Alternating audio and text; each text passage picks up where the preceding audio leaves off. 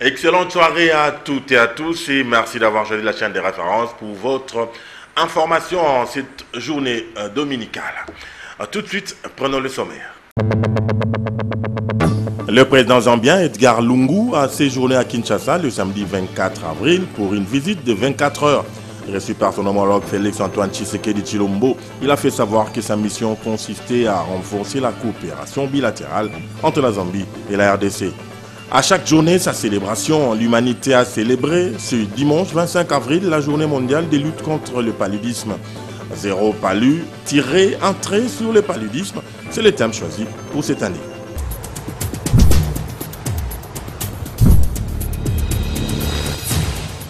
Commençons ce journal par l'actualité immédiate.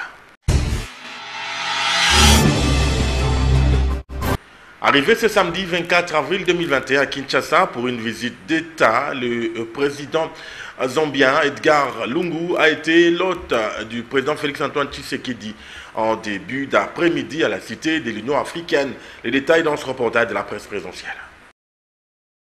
Après l'aéroport international de Njili, la visite officielle du président zambien s'est poursuivie ici à la Cité de l'Union africaine. Edgar Lungu Tshagwa est accueilli chaleureusement par son homologue et président de l'Union africaine, Félix-Antoine Tshisekedi Tshilombo. Les deux personnalités se sont retirées pour un tête-à-tête au bureau présidentiel de la Cité de l'Union africaine, d'abord avec une équipe élargie, ensuite avec les gouverneurs Jacques Yabula pour la République démocratique du Congo et côté zambien du gouverneur Nixon Tshilangwa. D'autres sujets d'intérêt commun étaient en avant-plan de ce tête-à-tête Félix Tshisekedi Edgar Lungu. Pour sa part, le président Félix-Antoine Tshisekedi Tshilombo a évoqué les projets liés aux infrastructures routières et voies de communication. Le plus en vue, c'est celui portant sur la construction du pont Luapula qui sera jeté sur la rivière du même nom, reliant la République démocratique du Congo à la Zambie via la province congolaise du Haut-Katanga. C'est ce qui justifie la présence parmi tant d'autres personnalités du gouverneur Jacques Yabula et son collègue de la Zambie. Une fois réalisé, ce pont permettra à la République démocratique du Congo et à son voisin la Zambie de réduire de plus de 200 km la distance entre le port tanzanien de Dar es Salaam et la province congolaise du Haut-Katanga, en passant bien évidemment par la Zambie. Au sortir des entretiens, les deux chefs d'État se sont exprimés à la presse. Pour le président zambien, sa visite s'inscrit dans le cadre du renforcement de la coopération bilatérale entre son pays et la République démocratique du Congo. Nous avons parlé d'un certain nombre de problèmes dans le sens de renforcer la coopération entre la Zambie et la République démocratique du Congo. Et aussi notre désir commun de comment nous pouvons apprendre de l'un et l'autre et améliorer la vie de nos populations. Sur invitation du président zambien, le chef de l'État Félix-Antoine Tshisekedi Tshilombo, dans sa casquette de président en exercice de l'Union africaine, va se rendre incessamment en Zambie pour assister à l'inauguration d'un pont d'une grande importance reliant la Zambie au Botswana. J'ai été très heureux de recevoir de la part de mon frère, le président Edgar Lungu, ici présent, mais également du président Massissi, qui a été notre hôte il y a quelques semaines. Nous avons également parlé de la nécessité de veiller à nos intérêts dans le secteur minier. Après le compte rendu à la presse, le chef de l'État, Félix-Antoine Tshisekedi Tshilombo, a offert un dîner à son hôte et à toute sa délégation, preuve des bonnes et fraternelles ententes qui caractérisent les deux pays limitrophes bénis en minerais. Arrivé samedi avant midi dans la capitale Kinshasa, le président zambien Edgar Lungu Chagwa a regagné son pays ce même samedi par l'aéroport international de Njili.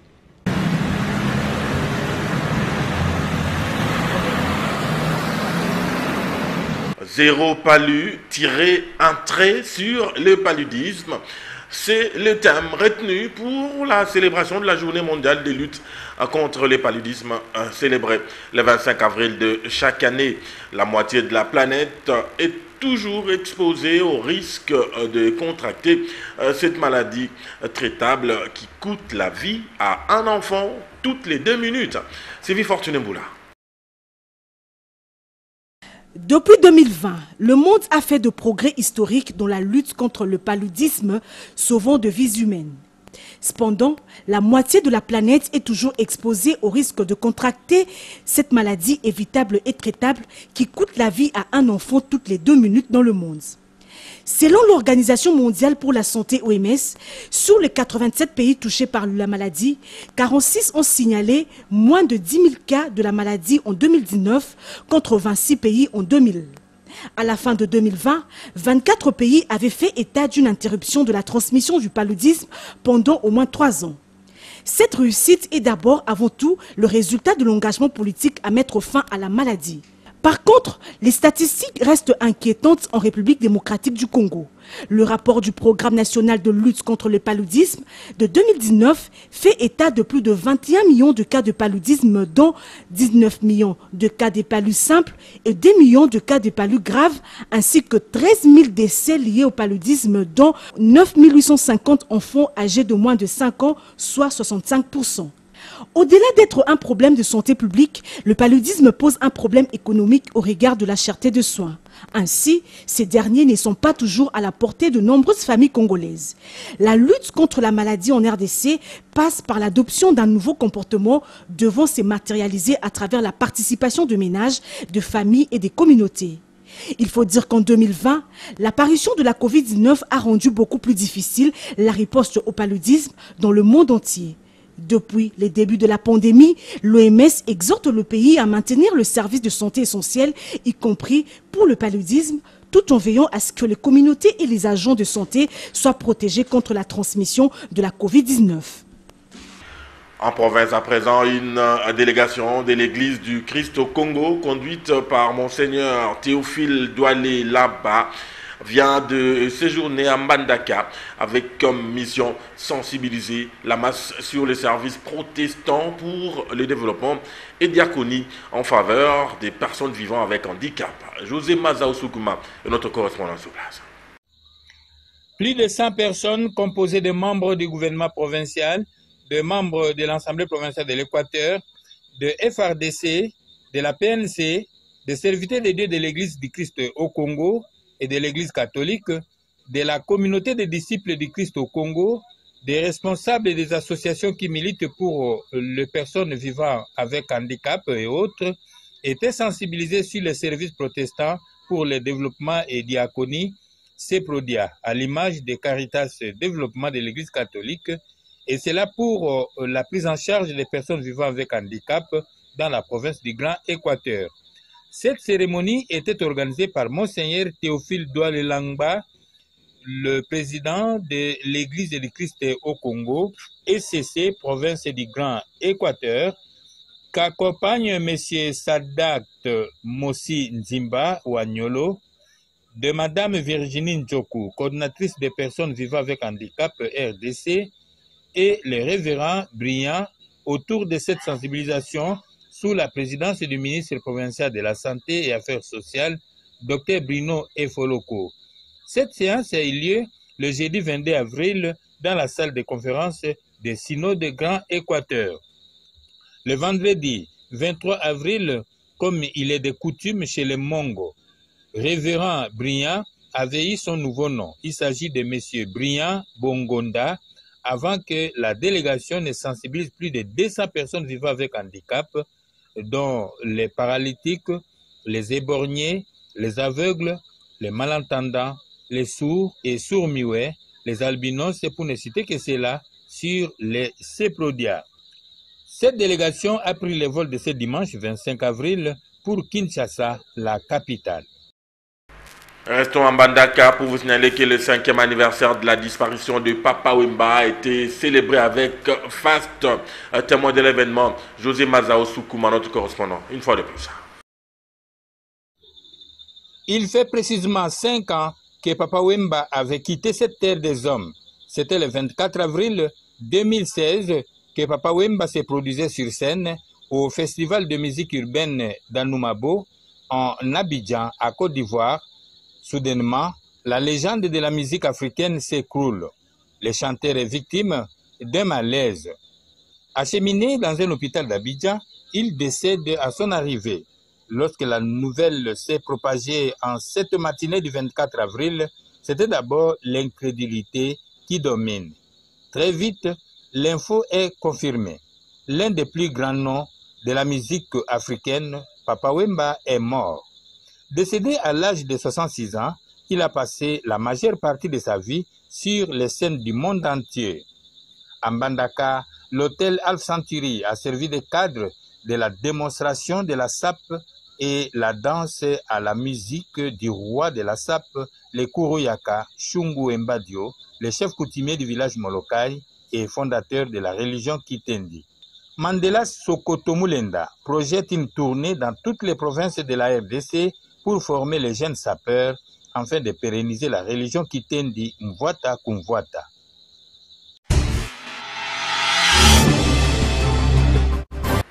Ouvrons notre rubrique rétrospective de la semaine. La RDC a lancé officiellement la campagne de vaccination contre le coronavirus le lundi 19 avril 2021 par le représentant du chef de l'État, cadre choisi, la salle Monokoso des cliniques universitaires de Kinshasa. Popol Ziakwao et Papi Katasi étaient là.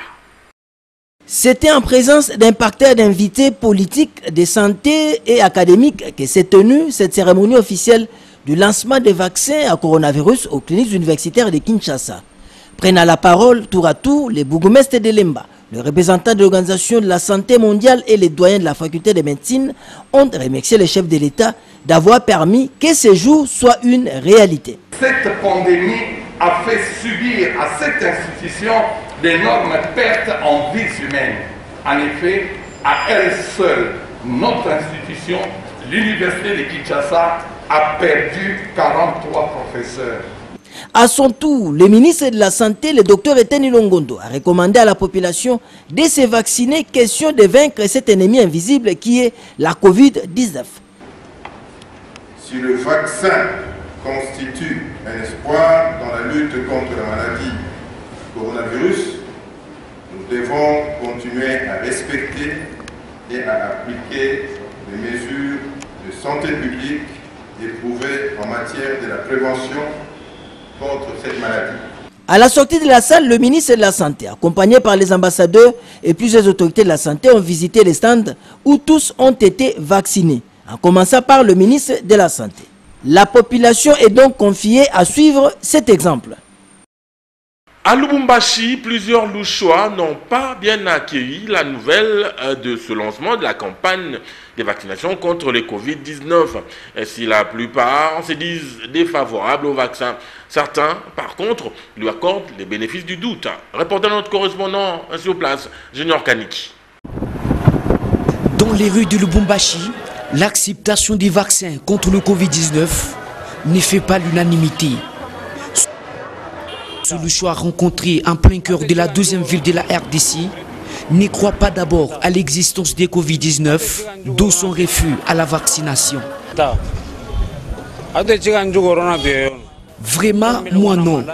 Je n'accepterai jamais de me faire vacciner. D'abord, coronavirus n'existait pas. Visiblement, d'autres par contre émettent la volonté de se faire vacciner, mais à une seule condition, voir l'évolution des échantillons, et c'est les doutes qui planent. Nous ne pouvons pas dire que c'est mal de se faire vacciner. Nous voulons juste voir d'abord les vaccins et ce que ce dernier peuvent produire sur d'autres personnes. Et là, nous pouvons aussi accepter de nous faire vacciner. Nous ne savons pas d'abord d'où proviennent ces vaccins, surtout à l'allure où va le pays. Nous voulons voir des échantillons et nous verrons l'évolution avant de nous faire vacciner. Léo Katunga est parmi les provinces les plus touchées par les Covid-19 après Kinshasa. Dans la semaine, notre équipe de reportage composée de Patricia Ndongo et José Moussangana avait fait un constat amer sur les phénomènes dits des mi-terrains qui ne cessent de prendre de l'ampleur à Kinshasa dans les chefs des conducteurs de taxi. Une situation que déplore la population quinoise. Dans le but de s'en mettre plein le poche, les chauffeurs de taxi procèdent au phénomène des mi-terrains. Une méthode qui consiste à limiter la course à mi-chemin par rapport à l'itinéraire habituel et connu de tous. Ceci dans le but de gagner doublement dans ce qui est prévu pour le même parcours. C'est le cas de conducteurs en provenance de l'avenue de Zuileries qui, au lieu d'aller directement vers la gare centrale, préfèrent s'arrêter à la régie des eaux moyennant 500 francs. Dès là, c'est une autre course jusqu'à la destination à coût de 500 francs. Du coup, pour une course de 500 francs, ces chauffeurs gagnent 1000 francs. D'où les mécontentements des usagers de ce tronçon. Ce phénomène est devenu monnaie courante, si bien que nous, clients, nous en subissons les conséquences. Tenez, pour une course qui coûte 500 francs, nous payons 1000 francs. Et du coup, notre budget est perturbé. Quand ils trouvent beaucoup de gens à l'arrêt, ces chauffeurs s'arrêtent au niveau de la régie des eaux, au lieu d'aller directement vers le boulevard ou la gare centrale. Cela n'est pas du tout bon. Nous demandons l'implication des autorités compétentes. Nous avons essayé d'avoir les avis de conducteurs, mais vaine a été la conjugaison de nos efforts. Toutefois, les autorités compétentes doivent veiller à faire appliquer le tarif fixé par le service du transport urbain. Au terme de son séjour de 48 heures à Kinshasa, le président kenyan Uhuru Kenyatta a signé le mercredi 21 avril 2021 avec son homologue congolais Félix-Antoine Tshisekedi Tshilombo une série d'accords bilatéraux dans plusieurs domaines. Faisons ici appel à nos confrères de la presse présidentielle.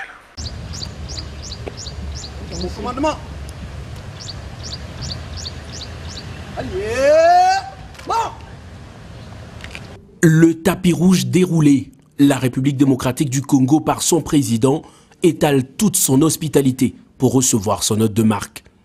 Arrivé à Kinshasa la veille, Uhuru Kenyatta, président de la République du Kenya, a été reçu ce mercredi au Palais de la Nation par son homologue congolais. Félix-Antoine Tshisekedi et son hôte, qui avaient à leur côté leurs délégations respectives, ont dans un premier temps échangé sur les termes d'un renforcement de la coopération existante entre les deux pays. Les parties en échange se sont engagées non seulement à consolider leur coopération bilatérale stratégique, mais aussi à donner un nouvel élan à sa portée et à son ampleur. Uhuru Kenyatta et Félix-Antoine Tshisekedi se sont ensuite retirés pour un tête-à-tête au cours duquel ils ont mis l'accent sur l'expansion de la coopération bilatérale et le commerce, ce qui explique la signature de 4 instruments bilatéraux de coopération, notamment un accord général de coopération, un autre accord de coopération en matière de sécurité, un 3e accord de coopération en matière de défense et un tout dernier sur la gestion du fret maritime. Des accords qui, selon Uhuru Kenyatta, seront soutenus par une série d'actions. Toujours dans le cadre de renforcer les relations entre nos deux pays, le Kenya s'engage à ouvrir un consulat général à Goma ainsi qu'un consulat honoraire à Lubumbashi, toujours dans le cadre de renforcer nos relations entre nos deux pays. Ces actes pris vont aider les deux pays à abolir les restrictions de l'immigration afin de permettre les meilleurs échanges commerciaux et de développer des infrastructures pour encourager l'intégration, les mouvements de personnes et de biens, ainsi que la paix, a souligné le président Kenyatta, qui a également remercié son homologue pour le soutien à la candidature du Kenya comme membre non permanent du Conseil de sécurité des Nations Unies. Les deux chefs d'État ont également noté avec inquiétude au cours de leur discussion le fléau du terrorisme et de l'extrémisme qui continue de se manifester sur tous les continents. Félix-Antoine Tshisekedi, qui a remercié son hôte pour la volonté du Kenya de participer à la brigade des Nations Unies afin d'appuyer les FARDC, a eu des mots clairs quant au retour de la paix dans l'est du pays. Dans les semaines qui viennent, les troupes kenyanes vont donc arriver en République démocratique du Congo pour appuyer nos forces armées afin d'attaquer de la manière la plus efficace qui soit ce problème de terrorisme et de violence à l'est de notre pays. Et donc, je profite de l'occasion pour tordre le cou à toutes ces critiques qui consistent à faire croire faussement que nous n'allons pas ou nous ne réagissons pas à la situation de l'Est. Je demande à tous de bien se tenir parce que notre riposte sera impitoyable et jusqu'à l'éradication totale de cette violence à l'Est.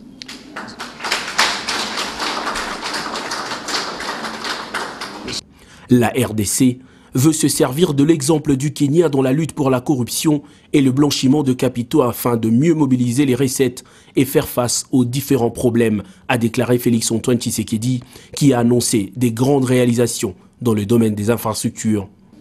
Nous allons réussir, grâce au Kenya, à relier l'Afrique de l'Est à l'Afrique de l'Ouest.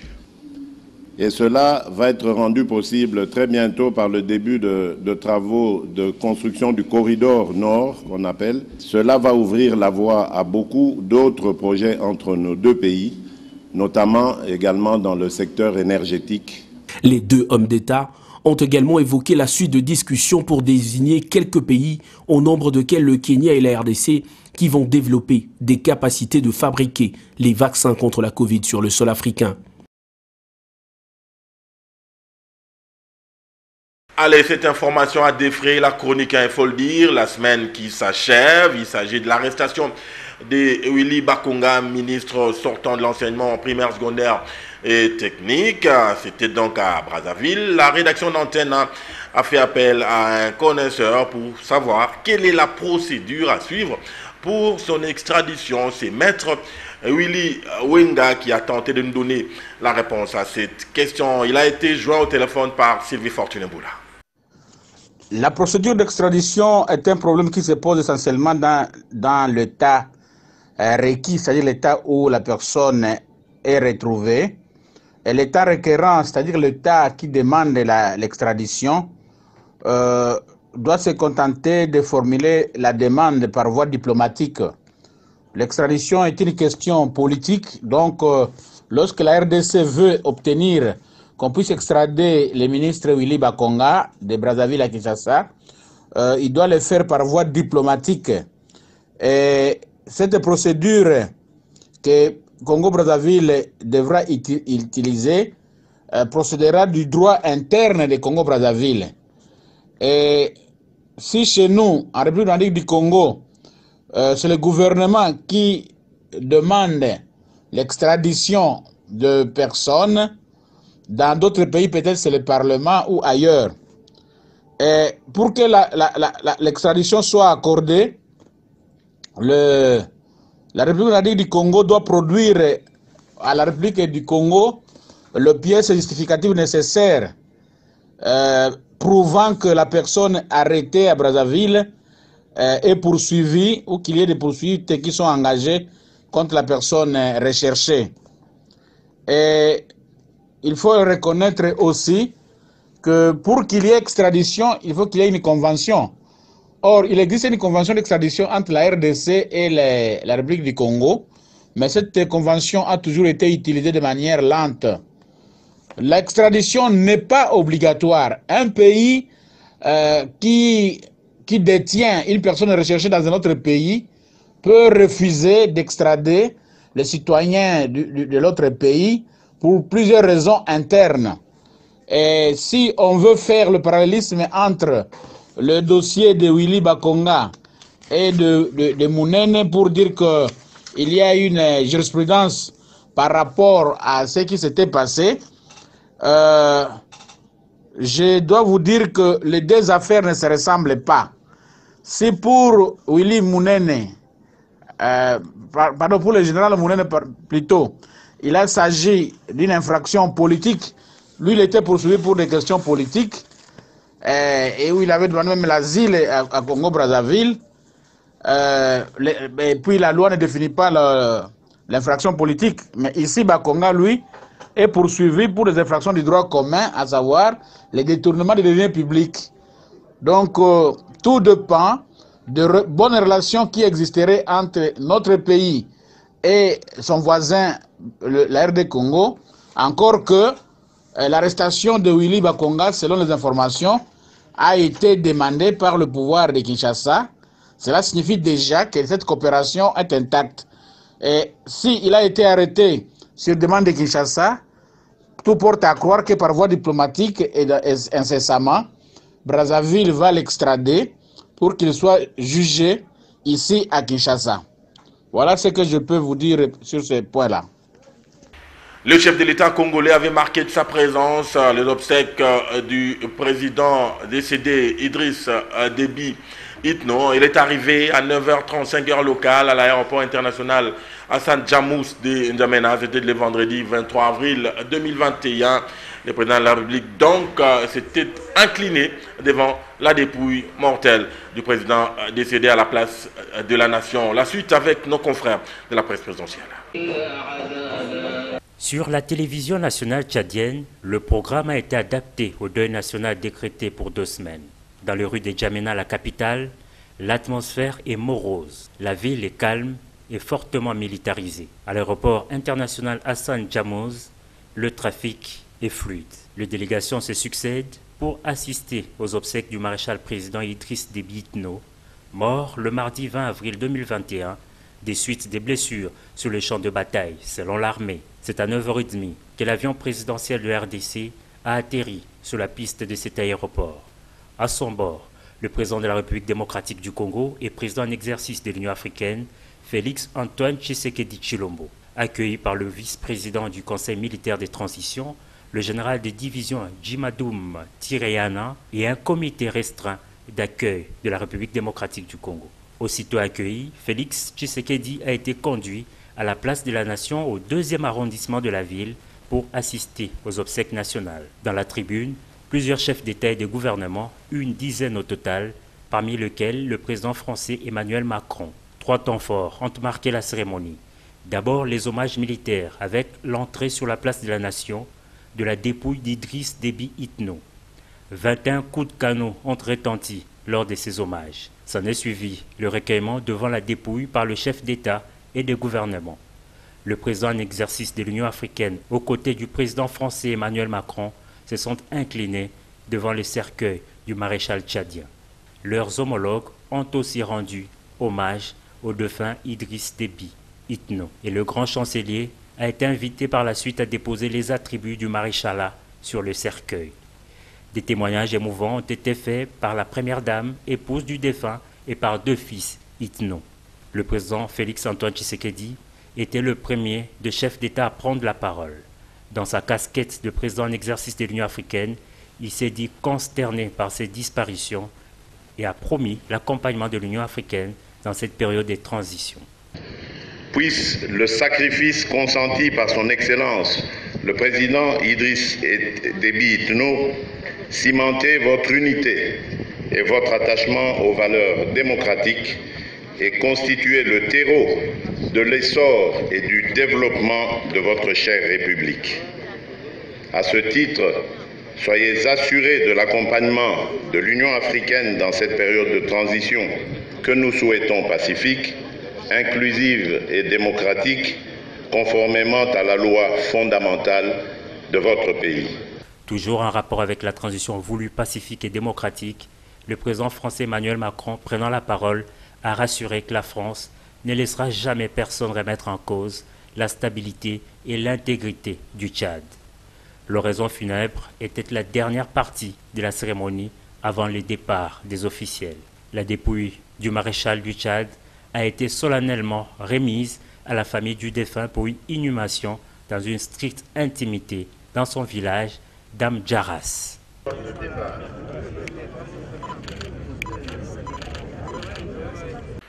C'est par ici que s'achève ce journal, mais avant de les boucler complètement, prenons le rappel des titres. Le président zambien Edgar Lungu a séjourné à Kinshasa le samedi 24 avril pour une visite de 24 heures. Reçu par son homologue Félix-Antoine Tshisekedi Tshilombo, il a fait savoir que sa mission consistait à renforcer la coopération bilatérale entre la Zambie et la RDC. À chaque journée, sa célébration, l'humanité a célébré ce dimanche 25 avril la journée mondiale des luttes contre le paludisme. Zéro palu, un trait sur le paludisme, c'est le thème choisi pour cette année.